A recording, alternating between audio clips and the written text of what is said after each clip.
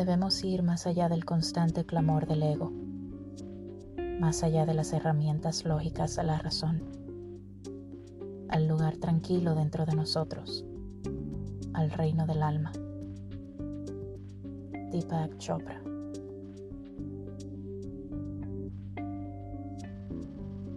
Bienvenido al episodio número 10 del podcast Palabras Esmeraldas. Como siempre, quiero darte las gracias por dedicar estos valiosos minutos de tu tiempo para escuchar palabras un tanto duras, pero sustancialmente preciosas como las esmeraldas. Además, quiero agradecer a quienes a través de sus mensajes por redes sociales preguntaron si habría una segunda parte sobre el tema del ego. Así que en este 10º episodio profundizaremos un poco más sobre el ego y trataré de explicar de una forma simple cómo podemos equilibrarlo. En el episodio anterior hablamos un poco sobre los 3 niveles de conciencia en los que se manifiestan el yo, el ego y el superego. Cabe mencionar que estas 3 partes, aunque desempeñen diferentes roles, en realidad trabajan en conjunto para crear el concepto que tenemos sobre lo que es ser un individuo. Cuando nos identificamos con nuestros pensamientos, creencias, hábitos, entonces damos paso a la creación de una autoimagen, lo que vendría a ser nuestra mente consciente, o el superego, ese concepto juicioso que formamos sobre nosotros a partir de lo que vamos aprendiendo de la vida. Es ese aspecto al cual Freud definió como nuestra conciencia moral, esa que siempre busca la perfección. El superego consta de 2 componentes, el consciente y el yo ideal. El consciente es la parte que prohíbe y castiga con sentimientos de culpa todas esas conductas desacertadas e irracionales de una persona, cuando ésta hace o dice algo que según ella misma no debería. Por su parte, el yo ideal abarca todo aquello que definimos como buen comportamiento. Es el conjunto de creencias, de ejemplos que hemos aprendido y aceptado como buenos. Son las reglas que nos hemos impuesto y por las cuales, según nosotros, nos debemos manejar para sentirnos conformes y orgullosos de nosotros mismos.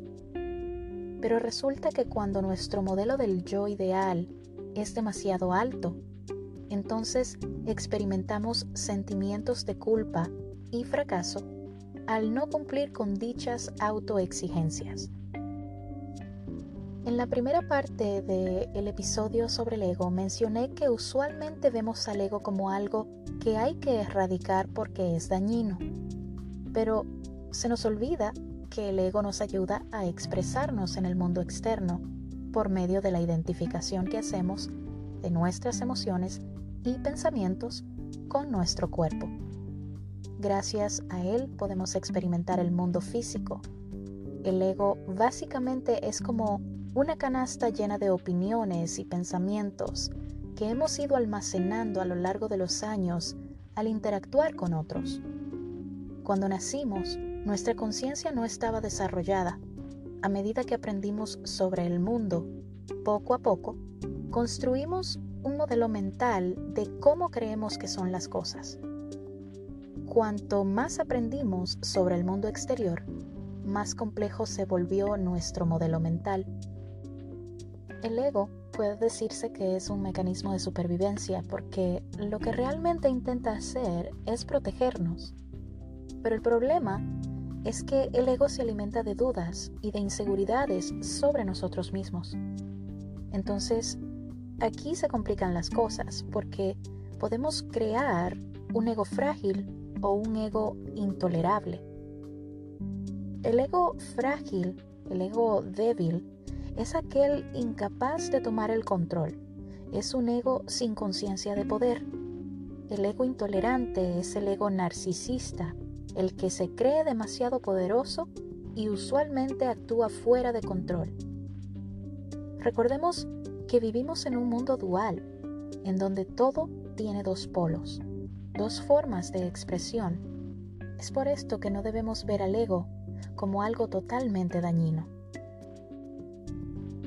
Uno de los mayores problemas del ego es que la mayoría de sus estándares los adquirimos a temprana edad. Y aunque esos patrones hayan podido ser actualizados a medida que nos volvimos más experimentados, la mayor parte del tiempo estos continúan dirigiendo nuestra vida de forma automática, por medio de nuestra conducta, por medio de la manera en que nos expresamos, ya sea por medio de la bondad o de la maldad. Y en estas pueden manifestarse diferentes grados. Y esto usualmente pasa desapercibido por nosotros. Otra complejidad del ego se encuentra en la identificación que hacemos con ciertas creencias limitantes, con patrones de pensamiento, reacciones emocionales y comportamientos. Cuando nos identificamos demasiado con nuestras creencias sin cuestionarlas, sin darnos la posibilidad de ver más allá de lo que ya conocemos, entonces nos volvemos inflexibles. Y esta inflexibilidad conlleva una debilidad o una intolerancia. Un ego débil se considera insignificante y no merecedor. Cuando no podemos cumplir con las expectativas que tenemos de nosotros mismos o con las expectativas que tienen otros sobre nosotros, entonces surgen la ira, la frustración y la infelicidad. Y cuando nos identificamos profundamente con estas emociones, entonces creamos una identificación errónea e ilusoria sobre nosotros, sobre lo que somos. Es aquí cuando surgen los sentimientos de no merecimiento, de insatisfacción, de culpa y victimismo. Un ego débil es consecuencia de una desconexión entre el consciente y el yo ideal. Nos consideramos los más infelices y desdichados, sin darnos cuenta de que nos mantenemos presos de nuestro propio sufrimiento y de la queja constante, que es una de las tácticas favoritas del ego para fortalecerse. El sufrimiento es algo que creamos nosotros. El sufrimiento es dependiente de la imaginación, no de lo que según nosotros estamos padeciendo. Nuestra imaginación es la que aumenta nuestros males, es decir, imaginarnos cosas que no son, casi siempre agranda los sentimientos de tristeza y angustia. Y además, no hacernos responsables del manejo de ese sufrimiento es aún mucho peor porque nos hunde con más fuerza en nuestra miseria mental. Ya sabemos que los extremos tienen sus inconvenientes. Y si la balanza de la vida no está equilibrada, esta al final se romperá. El ego en sí se fundamenta en la inestabilidad y siempre busca maneras de ocultar sus inseguridades, ya sea sintiéndose inferior o muy superior. En el caso de un ego intolerable, un ego narcisista que se considera único y muy original, es conveniente decir que realmente nadie es tan original como parece. No somos tan originales como creemos, porque siempre, detrás de cada pensamiento, habrá una idea, un sentimiento o algo que adquirimos al interactuar con alguien más y que luego almacenamos en nuestra mente para utilizarlo a nuestro favor. Es decir, somos una combinación de todas aquellas personas que de alguna manera han pasado por nuestras vidas, aunque nos creamos muy especiales. Lo que nos hace únicos es el hecho de que nadie puede experimentar esta vida por nosotros, aunque nos ayuden a evolucionar. Es cuestión de cada uno de nosotros el encontrar su verdadera esencia. Un ego agrandado es el resultado de una exagerada validación, es decir, es un ego que piensa desmedidamente bien sobre sí mismo, tiene demasiado confianza y orgullo en sí mismo. Es un ego que no se permite experimentar la vida de otra forma porque los demás básicamente no existen. Este ego tampoco tiene interés por conocer lo desconocido, porque solo le interesa comprenderse a sí mismo. obviando que cada persona existente es un reflejo de su propia realidad. Además, un ego desequilibrado se establece en la estabilidad, en lo que conoce y le hace sentir seguro. Bien lo expresó la escritora y experta en inteligencia emocional Elsa Ponset, al decir que los humanos necesitamos estabilidad, pero no demasiada estabilidad, porque esto también significa renunciar a utilizar nuestras capacidades, nuestra creatividad. Ser inflexibles nos encierra en un guión que aprendimos en la infancia y que tal vez no nos hace felices.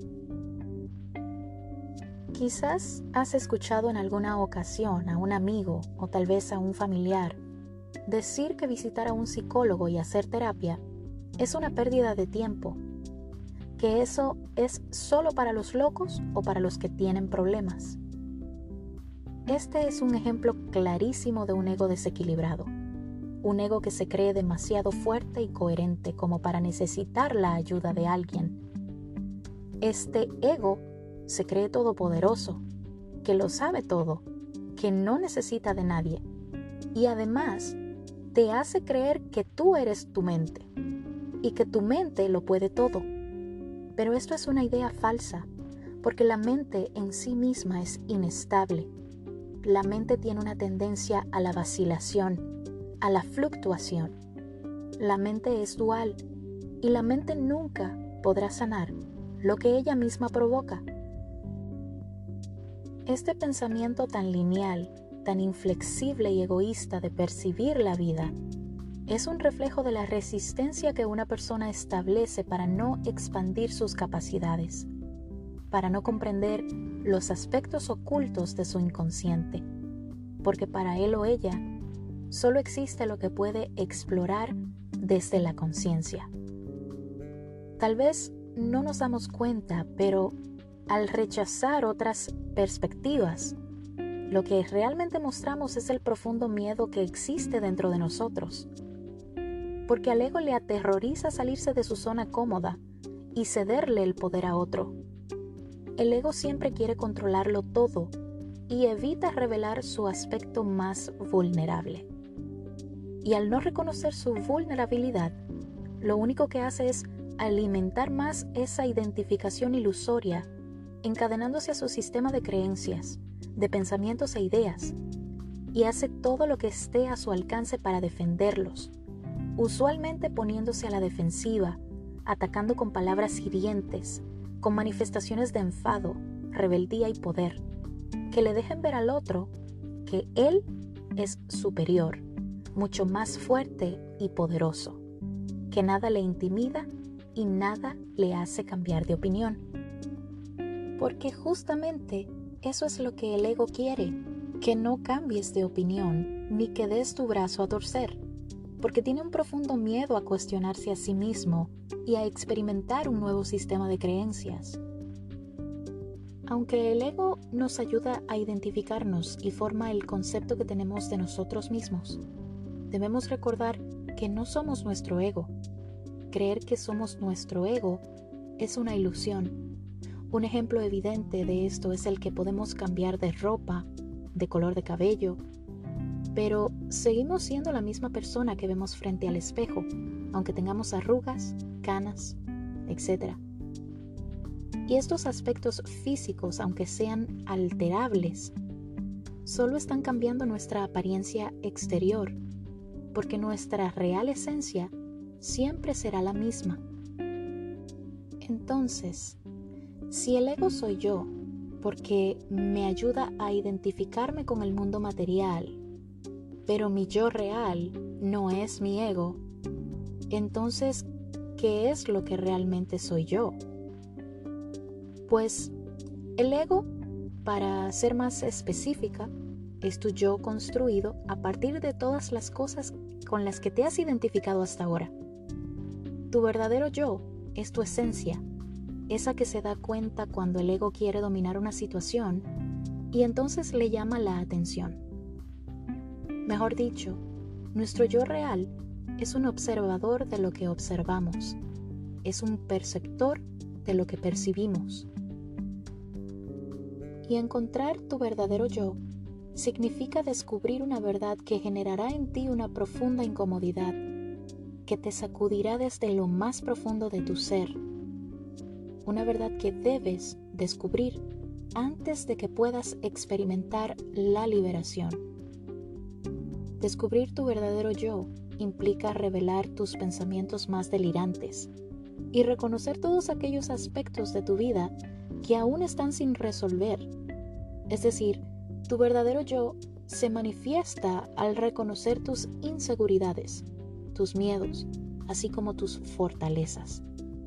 Al aceptar estas partes no reconocidas por ti, vas sanando tu ego, y este se convierte en un ego tranquilo, uno que reconoce sus propias limitaciones y que no tiene miedo de mostrar su vulnerabilidad, ni de recurrir a la defensiva cada vez que se siente amenazado por alguien.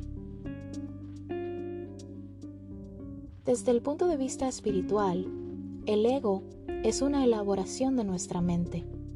Y cuando se refiere a eliminar el ego, lo que básicamente se está diciendo es que tratemos de vivir desde una conciencia de unidad. Una conciencia que está totalmente presente en el ahora. Una conciencia en donde el yo se convierte en un nosotros. En donde ver la grandeza de otros es ver la grandeza de nosotros mismos también. Porque nuestra verdadera esencia no radica en la mente, sino en el corazón. Nuestra verdadera esencia intenta no juzgar, sino comprender las situaciones. Y tengamos presente que vivir desde una conciencia de unidad no es algo que logramos en un día, ni es algo que se practica solo los domingos cuando vamos a la iglesia.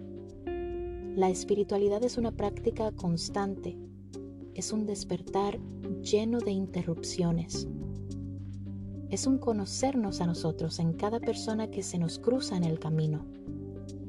Es volvernos flexibles, espontáneos, desapegados y amables con todo aquello que nos rodea. Gracias por haber llegado hasta el final de este episodio. Espero encontrarte en una nueva entrega. Te envío un abrazo de luz.